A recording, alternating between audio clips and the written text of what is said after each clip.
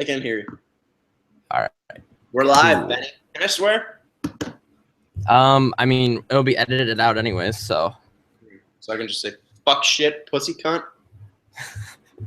whatever floats your boat, man. All right. So I wrote down questions for you.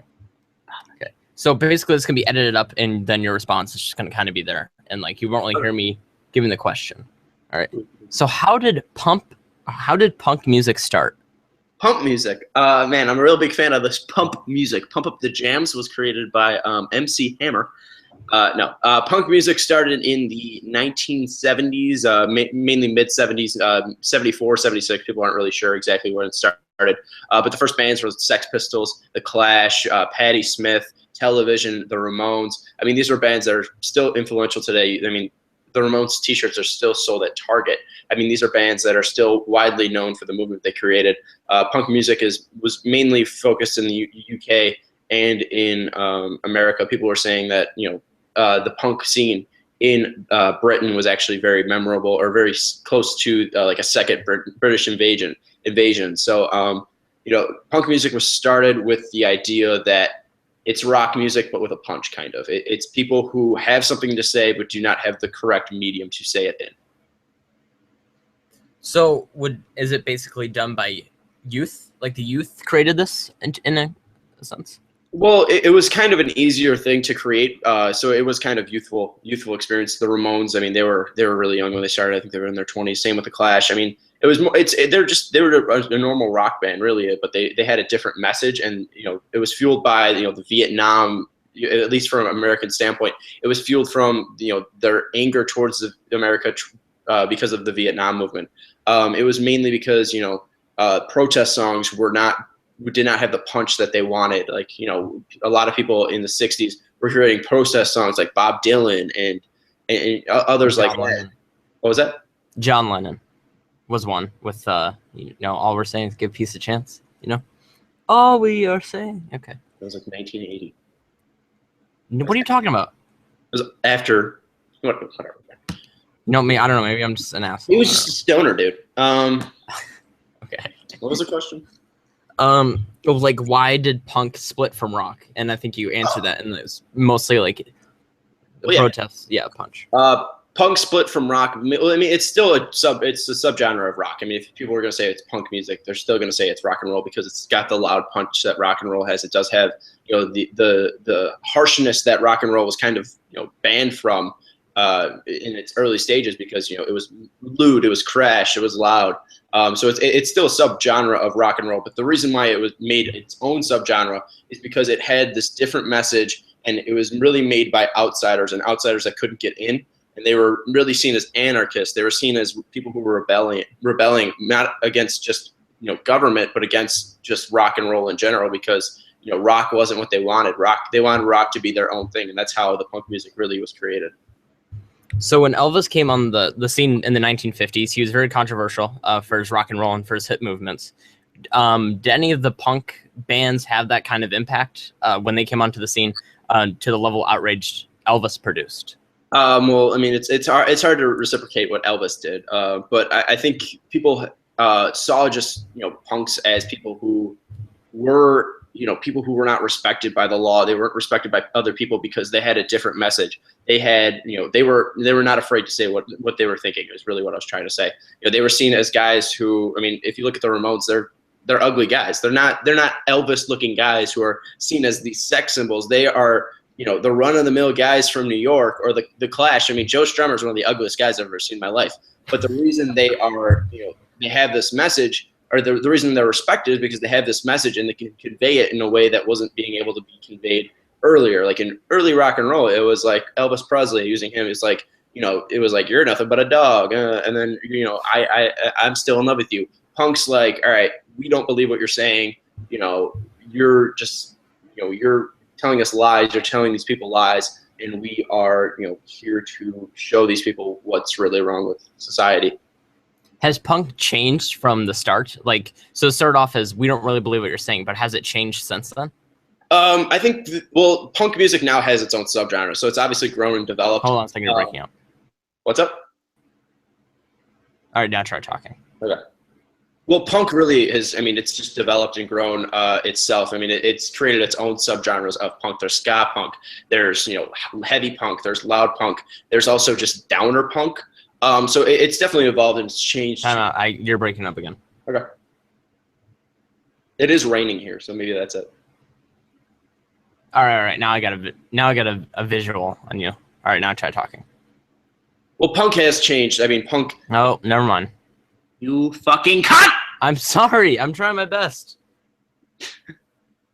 All right. Okay. This is some college Wi-Fi for you. And the photo where it stopped for you was circle. What's up? Hold on a second. Let me see what I can do here.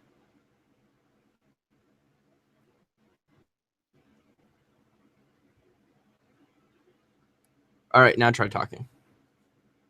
Well, punk has changed in itself. I mean, obviously, there's now subgenres of punk. There's ska punk, there's heavy punk, there's downer punk. There's a ton of different things. But I think the main message has stayed. And the main message of punk is, if you're an outsider, we will include you, because this is a place for people who are not included in regular society. This is a place where you can express your feelings. I mean, not every single punk artist is going to be, saying things against the government, but they are showing some type of rebellion, or they are showing some type of, I'm not in with this kind of, I'm not in societal norms. I'm a part of this other place. And, this is why I should be respected. Like, there's bands today like Against Me, whose lead singer is a transgender woman, transgender. There's bands like Against Me, whose lead singer is a transgender male. I mean, fuck, hold on. Let me see if she's a woman. She's a woman now. She went from male to female. Which one is that, Ben? If you go from male to female? Yeah, is that transgender woman? Make you a female transgender. Maybe a transgender woman. Because you changed to a woman. Yeah, transgender woman. All right. Sorry, I just want to pull that up and didn't want to be fucking rude. So I'll just start at the Against Me stuff. If you look at Against Me, they're seen as outcasts because their lead singer has come out as a transgender woman. I mean, these people, obviously, and then she released an album talking about her struggles with her transition. So obviously, she's not rebelling against a system per se. She is more rebelling against societal norms because she is having such a hard time fitting into this place. The Ramones, they were having a hard time of being respected because of the way they looked, because they were dressing in black, because they were playing just simple chords, but never really developed. Ben, I think you're gone. Ben, are you here? Yeah, I'm here. I turned off my camera in hopes of make your voice not break up as much. Okay. The Ramones weren't really going against the government every single song, but they were really just going against this government or the society that really outcast them, because these were guys that were wearing all black. These weren't guys who had sex appeal. These were guys who had a message and were trying to spread it. So I think the true essence of punk, of being an outsider and just going against societal norms, has stayed the same, but obviously the genre has changed, and the way this is being presented has definitely changed.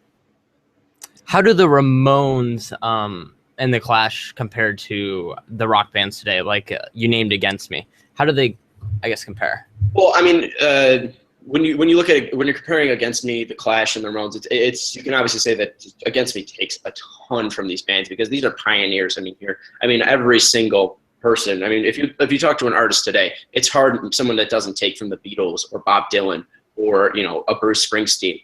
If you're a punk band, you're most likely going to look towards the Clash or the Ramones because they've done it right. The difference now is that the message is obviously changing, because if you look at Against Me, they're talking more about the societal hardships that they face with their lead singer being a transgender woman. You look at a band like the Gaslight Anthem, they kind of follow the same Ramones strategy or the Clash strategy of, we are just not accepted. This is why we still mean something. We can still be in love. We are still fantastic people.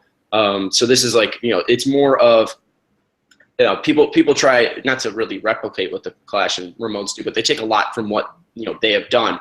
It's really changed in the way that the message has changed and the way the message is provided has changed, but you can still hear the influences of those bands in punk music today.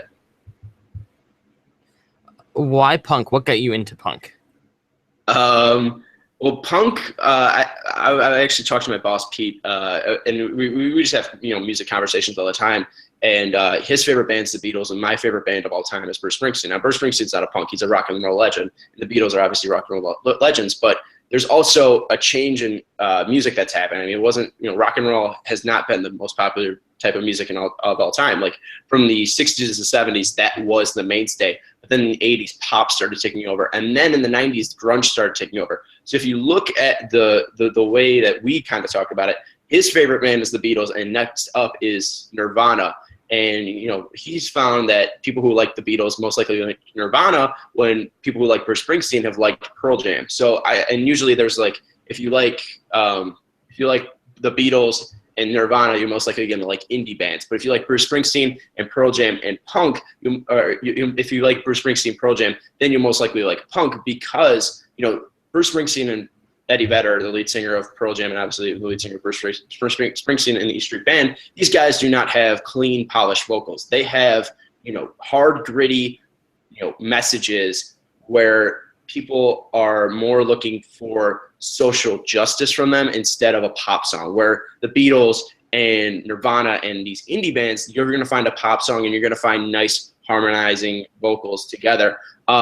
Really with punk, it was just the lineage of Bruce Springsteen to Pearl Jam and then to punk for me, because the first time I ever saw a punk band, I was going on YouTube and I was looking through Bruce Springsteen videos, and there was this one where it was Bruce Springsteen sings with Brian Fallon. I believe it was No Surrender.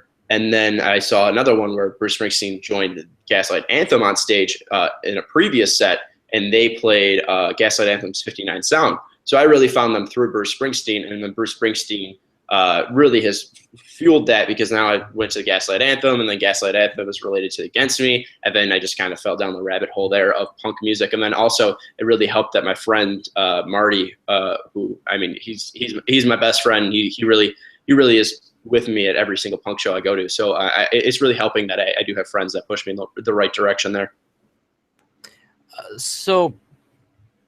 What's it like being on WXAV? WXAV is a dream come true, actually. It was really surreal. Well, I was actually not surreal. I was super pissed that I had to go to St. Xavier. I'm not gonna lie. I was super pissed that I had to go to St. Xavier. It was a very disheartening experience, because my dream was always to go to Notre Dame, but I don't have the money for Notre Dame. I don't have the brains to go to Notre Dame. But St. Xavier is right there. It was very close to my high school, and a counselor at my high school gave me a flyer because he knew I was interested in the field of communication. So he gave me a flyer for St. Xavier's broadcasting camp over the summer, and I went to the camp, and I met my boss Peter now, and I bonded with him, and I fell in love with the station. I mean, it's everything that I ever wanted. Ever since I was little, I've always wanted to be on ESPN doing sports stuff, and I think it just fit in to WXAV's system, where, I mean, we are kind of a punk college radio station in the sense that we accept everyone and anyone. So really just it's a hodgepodge of people. We really accept anyone, and it's not really, you don't have to fit this criteria. We are going to take anyone who will fit in and wants to be here, because that's our message, is that we want people who want to be here. Are you familiar with the band New Brigade? I can be, if you want me to. Yeah. I'm going to ask you, in the new music video, the members of the band are seen running with torches, throwing smoke bombs, and wearing Klansman hoods. What battle exactly are they preparing for? Was it Ice Age? Yes. It's not a recent video, but okay. Yeah, I'm sorry. I went through this iRock Cleveland thing so I could look up more questions about punk. You know so much that, like, I don't know enough in order to ask more branching questions. And like, you know so much that you like answer all the other minor questions I have, so I have to like look them up as we're going. What song is this? Is it Ice Age? Yeah. Oh no, Ice Age is the band. Oh, okay, my bad. So and the video New Brigade. New Brigade is the song. I personally do not familiar with their stuff. I can look up stuff though. New Brigade. All right. Let me just watch this video really quick.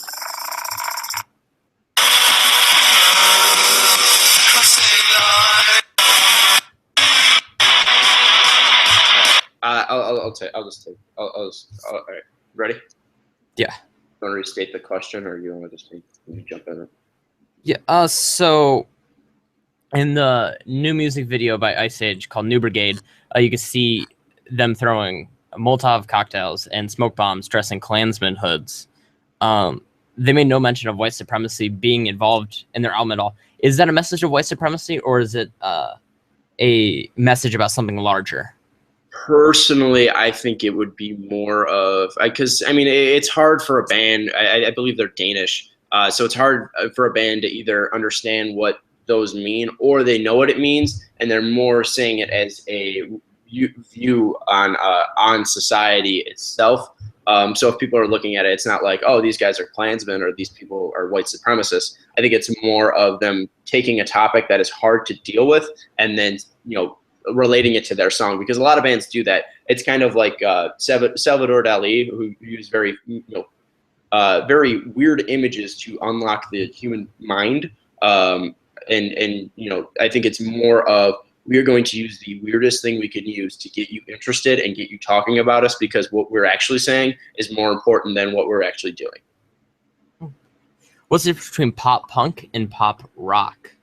Pop punk is probably the thing that you hear mostly on radio. The band I'm wearing right now, the Menzingers, they are pop rock, or I'm sorry, punk rock. But with pop punk, it's more of these are guys who go out and buy a new pair of Converse every day, and they really enjoy singing about their feelings. But hold on, let me try to rephrase that. So start it here. Well, pop punk is more of radio friendly here, Ben.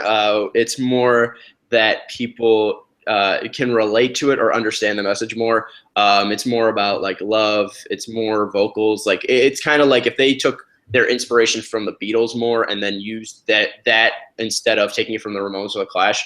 They really developed more of something that's radio friendly and something that can connect to a larger audience. It's kind of similar messages. I mean, there's nothing too different. You'll just hear a lot of more vocal harmonies, and with punk rock, you'll hear something louder, and you'll hear something that is more grittier, and that might not be accepted more as to a broader range. The band I'm currently wearing, the Menzingers, they're a punk band from Philly. They're a punk rock band from Philly. You can kind of hear that they have some pop punk elements because they do make their riffs of their guitar very, radio friendly, to where if they were playing the songs, then it would definitely be seen as kind of a poppy vibe. But if you actually hear the lyrics, they're definitely not talking about that stuff. They're talking about how depressed they are and how drunk they get consistently. So it's more about, with pop punk, it's more about, hey, we're taking our clothes off in the back seat, where punk rock is like, my friends are the only people who understand me, and they're people who truly understand what I'm trying to go for, where it's not really somewhere else I can go for this. Or with punk rock, it's more society is treating me in this way, I want to be treated in a different way. Or where pop punk is like anything you would hear on the radio, but with a guitar and power chords more than just a message, I feel. Right. Hold on a second. If you're a girl, you'll like pop punk, is basically what I'm saying. What was that? Because the boys are so cute. They're so deep. The main is so deep. They just get me. What was that famous studio way back when that everyone wanted to get into? Studio 51, 53? CBGB? Studio 50? Area 51, man? No. Studio. It was big in the 70s and 80s. Couldn't tell you. Let me Google this. Famous studio in music.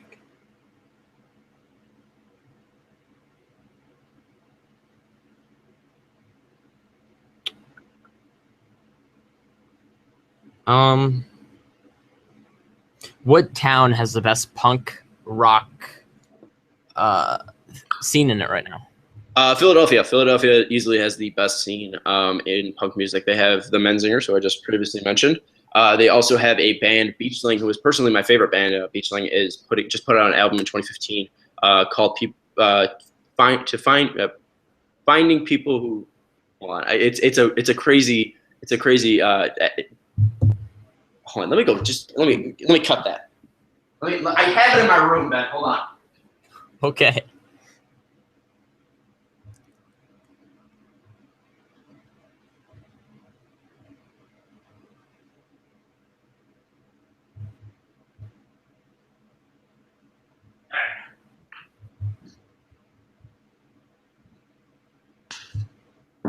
Philadelphia, Pennsylvania currently has the biggest punk scene. The Menzingers, whose shirt I am wearing, and actually this band right here, Beach Slang.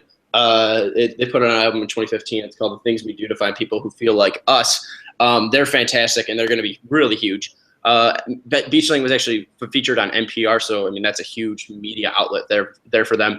And at WXAV, we've interviewed them prior to this, and they're really big. They're going to blow up on the scene. There's also bands like Cayetana. They're an all-punk girl band, and they're fantastic. And it's really hard to find a band. Oh, also the Restorations. It's really hard to find a band that a punk band that's really popular now that doesn't have East Coast influences. But yeah, I would say Philadelphia is mainly cranking out the major brunt of popular punk rock artists. Right. So you interviewed the lead singer of Beach Slang, is it what's called? Beach Slang, yes. Beach Slang is called. Beach Slang's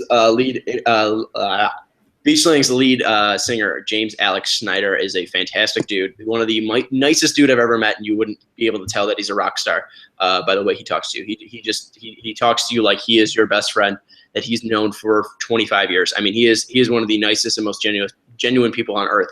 And it really shows through his music. NPR did a feature piece on him about his life as a punk, because he's been weirdly enough, this is his first album under the moniker Beach Slang, but he was the lead singer of a punk band from Philadelphia called Weston in the 90s, and they really didn't hit it big. They really didn't have like a true meaning behind their music. It was really just kind of broad, and you could tell the guys were young, and they were kind of like pop punk, but also kind of ska punk influenced. But now this is punk rock. This is James Alex basically putting his heart and soul into his music, and that's personally what I love about him. Most of these bands, like Gaslight Anthem, who's fronted by Brian Fallon. Brian Fallon just recently put out a solo album. He's fantastic. He gives you everything he's got in every single record. Even if I don't believe in most of them, I think the Gaslight Anthem's most recent album really was just overproduced, and I didn't think it really brought a lot to the table. But with Beach Slang, it's raw, it's personal, and you're really going to get to know these guys. I mean, that's the thing that I really love about punk music, is that it's raw, it's personal, and you really get to feel what these people are feeling. It really connects with the audience, I feel, more than any other genre can. So in the 1970s, disco and punk went at it. So New York's Studio 54 and New York's CBGB were just 50 blocks away, but yet they're the epicenters of two completely distinct movements in fashion, music, and art. Are you familiar with Studio 54 at all? I'm not I'm not really familiar with Studio 54, mainly because I'm not a disco fan. But if you said CBGB to a punk, I think their face would light up. I've never gone there because it closed, I believe, in 2008, before I was really into the scene of punk music. But that is heralded as hallowed grounds there. The Ramones really took their footing there. And, places like that, whether it be CBGB's in New York, or it be a place called the Bottom Lounge here in Chicago, or places in Philadelphia. I mean, if you find the right places for punk music, it might be the greatest experience of your life. I mean, you can go to a Wrigley Field show for Bruce Springsteen. He could play 3.5 hours, and he can just put on a show, and it could be the greatest moment of your life. Or you can go to the Bottom Lounge and see Beach Slang, where it's like 50 people can hold it, but there's 150 people in there, and you're colliding into every single person, but every single person in the room knows the words, and they all know the guy on stage singing them, because he's listening to his music, and he's always talking to fans after the crowd. It's really that, punk, and the thing with music that I do love is that they can create a place where people feel safe. I mean, disco really didn't have the connection to people that punk had, because disco was really radio friendly, but they still gave everything they got to it in disco. And disco, obviously, disco and punk really clash, because disco's a lot of beat and a lot of rhythm there. With punk, it's a lot of just loudness and it's a lot of things, and it's really what punk hates is disco, because it's it's played on the radio and punk's not. I think that's why they really clashed back in the day. Obviously now I don't think anyone would care.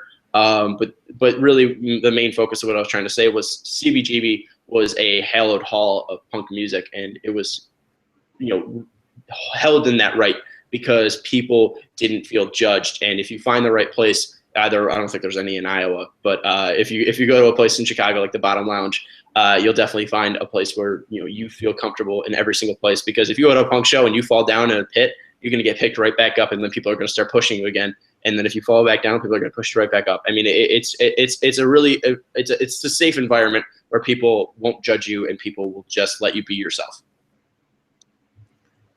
So I'm going to put the role of soccer mom here. How do you tell the difference between punk rock and heavy metal? Oh, there's a complete difference between those two. Punk rock is more, with heavy metal, it's a lot of, it's faster, it is louder, it is, you can just tell by the vocals too. I mean, if you listen to metal nowadays, it's a lot of screaming, it's a lot of loudness. I mean, not every metal band screams, because if you look at a Metallica, they're not screaming in every song. I mean, you can just tell because metal is much louder, and punk rock is more subdued. It's more on the rock and roll side, where if you look at heavy metal, it's loud. I mean, if you find a slow metal song, it's really depressing, both because it's these guys are now just really probably ripping their hearts out. Metal is just more crash, and it's more focusing on the feeling of the songwriter, where punk is more focusing on the feeling of being an outsider, and it's more subdued. Do you think musicians have a responsibility to have a social or political message in their music? Should they feel responsible? What was the question? Do you think they have a responsibility to have a social or political message in their music? I don't think people are responsible to have a political or social message in their music. I think it can enhance people, their product to get out there. If you look at Against Me, they really weren't selling that many records before Laura Jane Grace, their lead singer, came out as a transgender woman, because this is the first ever thing that is coming out, just basically detailing. This is the first ever album that's really detailing her struggles, or someone's struggles, going from one gender to another. And that really opened her up to not only a punk community that really never saw her, but also to an LGBT community that really never was open to their music. I don't think it's really necessary for them to have a political message. I think as long as you're getting across the message that you want, that is going to be successful. As long as you're not just trying to write something that's going to do well on radio, or you're not trying to do something that's going to sell you a ton of records, as long as you were just putting yourself out there, that's truly what's going to connect to an audience, and that's what's going to help you sell records. If you're going to go trying out to write a hit, you're not going to do it. But if you have a message that means something to you, then that's when you put it out there. So they're not required to have a message in their music, but I think it helps if you do not alienate anyone and you put something that you truly believe in. Because if you truly believe in it, that's what's going to show. Is that whistling coming from you? Or is it me? I have no idea. I've never heard whistling. I don't know. So Green Day. Are they punk? Yes, they are punk. They're pop punk. Green Day is pop punk. Green Day is they're the most popular punk band in the 90s, and there's no argument whether you like Green Day or not. The stuff they put out in the 90s is pretty revolutionized. It put punk back on the scene, because in the 80s it did kind of fall off. I mean, obviously in the 70s the Clash and the Ramones were huge, but it kind of fell off in the 80s, even though there's great gems in the 80s for punk bands. But the 90s really revitalized and really brought pop punk. It really created pop punk. I mean, that created Blink-182 and Green Day, and Green Day was really the forefront. So yes, they are punk, but they're more on the pop punk side than a punk rock. But if there was a punk Hall of Fame, they'd be probably one of the first 10 bands introduced. Without a doubt, that's one of the most successful in the world. So in the album American Idiot, Billy Joe Armstrong and the rest of the band were extremely critical of President George W. Bush, and now we see that. I guess maybe I'm not up to date on the punk scene, but are they? Why did that criticalness of the very person who's the authoritative figure of our society go away? Why did the critical? Hold on, I can't hear you. Okay. Can you hear me now? All right, can you hear me now? Can you hear me now? Hold on, I can't hear you. Ben! Try your mic. Ben! Ben!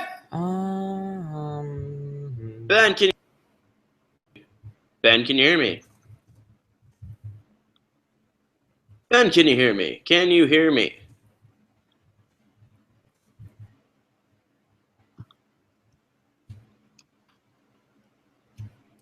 Hello? Hello? Hello? Hello? Hello? Hello? Hello? Hello? I can hear you. All right, well, I can't hear you.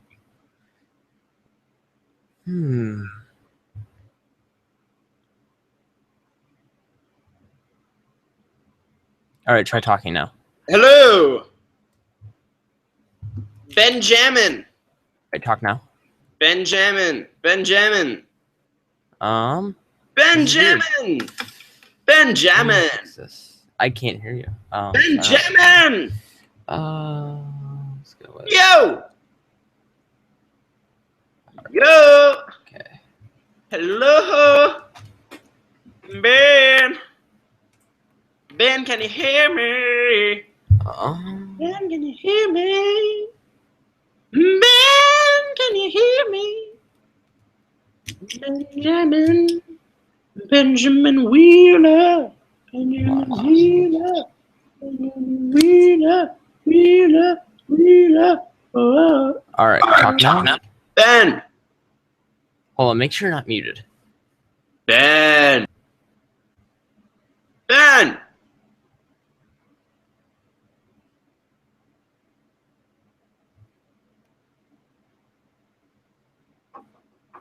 Ben. Can you try talking again, Sean? Ben. Hey. Okay, hold on. Hey, fuckface. Woo! Ah! Can you hear me? Ben Bo. Ben, hey, hey, hey, hey, oh, oh, oh, hey, hey, hey. Ben. Ben. Svetlana. Sri Lanka. Ben. Ben. Ben. Ben. Ben.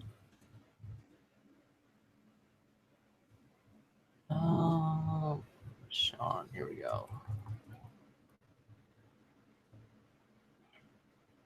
Wheeler. Benjamin Wheeler.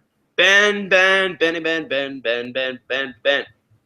Ben, Ben, Benny, Ben, Ben, Ben, Ben, Ben, Ben. Ben, Ben, Ben, Ben, Ben, Ben, Ben, Ben, Ben, All right, talk. Ben, Ben, Ben, Ben, Ben, Ben Wheeler, Ben Wheeler, Ben Wheeler, Ben, Ben, Ben, Ben. Ben! Meow, Benny! Benny and the Jets. On the mountain on a Saturday. Oh, Benny, she's a renegade. Oh, Benny and the Jets. Oh, Benny, Ben. Oh, Benny, she's a renegade. Benny and the Jets.